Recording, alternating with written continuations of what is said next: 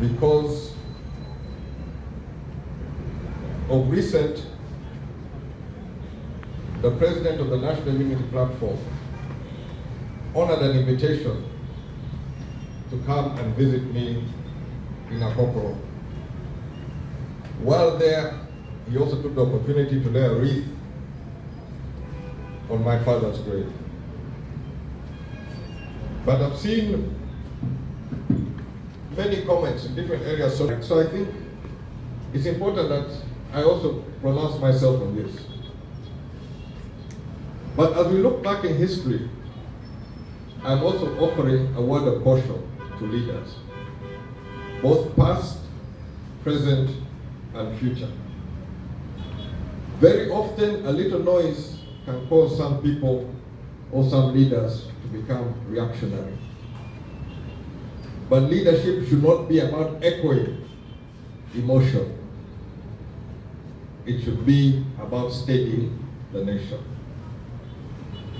The test of leadership is not how loudly we respond, but how faithfully we will continue to serve. My father's enduring legacy in Uganda is not in the arguments of the past, but in the hospitals, the schools, the institutions that continue to serve the people. Nakaseke Hospital has treated generations since the late 60s. The same can be said of Kiboka, Kayunga, Kawolo, and Gomba hospitals, all born from the same national vision. And these institutions continue to heal the citizens of Uganda. In education too, the expansion that began under the Uganda People's Congress opened doors for millions of Ugandans to learn, to work, and to build a future. The UPC believed, and I still believe, that every life of every citizen is as precious as the privilege. Our duty is to those whose names we may never know, who have no one to advocate for them, but who as citizens of Uganda deserve a decent standard of living in dignity and with opportunities. That to me is the true meaning of nationhood. Not the quarrels of yesterday, but in the quiet daily work of making life better for every citizen of Uganda.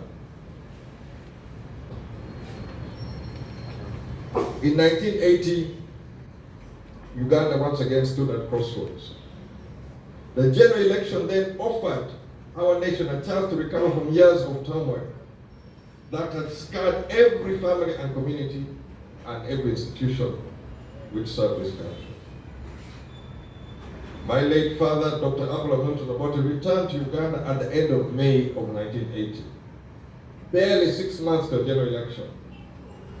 If you translate that to today's timetable, that is like entering the country at the end of June and being ready to prepare for election in January. All these stories we hear about Obote manipulated, Obote was not on the ground to manipulate. Obote came to Uganda 6 months to the elections. Any politician who you have not seen on the ground for the last 2 years and is contesting an election, you know that is a joke. The ones who are serious have been on the ground, but Obote came 6 months to the election, but is being accused up to tomorrow. There was no time to manipulate the system or prepare to grab power. The challenge, as UPC saw it, was how to deal with reconstruction.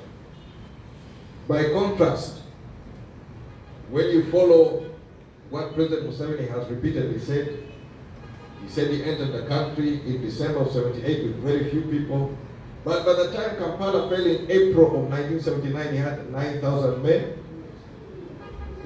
Earlier editions, like Sowing of the Mustard Seed, the original edition has 7,000, but he had 9,000. Reason being, he had prepared for war, not for an election.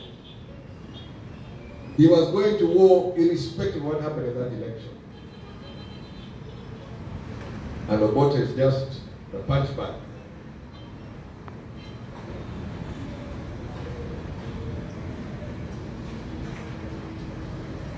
Obote, on the other hand, prepared for government. When he came to the general election, the Ghana People's Congress is the only political party which presented a full blueprint for the economic recovery of Uganda. And anybody can quote me and I'll produce whatever is necessary. That blueprint later evolved to become the recovery program, which was then later plagiarized by the National Resistance Movement and renamed the Reparation and Development Plan,